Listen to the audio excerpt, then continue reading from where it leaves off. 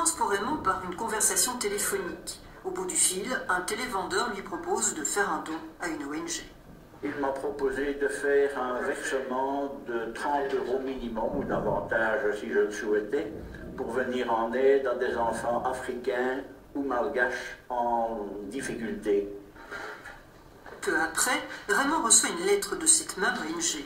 Je l'ai examinée et il y a 2 ou 3 détails qui m'ont laissé rêveur. Ayant fait carrière dans les assurances, je lis toujours les petites lignes en petits caractères qui se trouvent dans le bas. Et là, la société, l'organisme s'excusait, mais avouait ne pas encore avoir reçu l'agréation fiscale. L'agrément fiscal.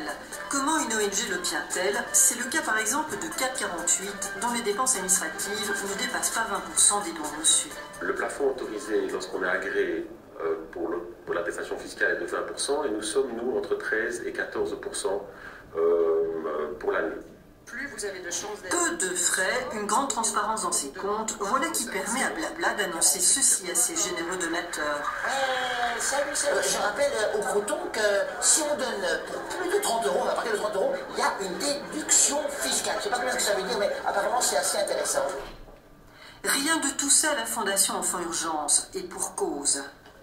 La première année, nous n'avons pas fait la demande d'agrément fiscal parce qu'on débutait, on a eu beaucoup de frais de mise en route. Et là, en 2009, nous avons une année entière de fonctionnement avec un bilan qui va se finaliser là en décembre. Mais nous avons déjà fait un bilan au 30 juin pour avoir une situation, un bilan qui est bien. Vous avez une idée du pourcentage de frais de fonctionnement par rapport aux sommes versées pour votre fondation? Alors normalement, si mes indications sont bonnes, les frais de fonctionnement ne doivent pas dépasser 20%. Et c'est le cas? Et c'est le cas.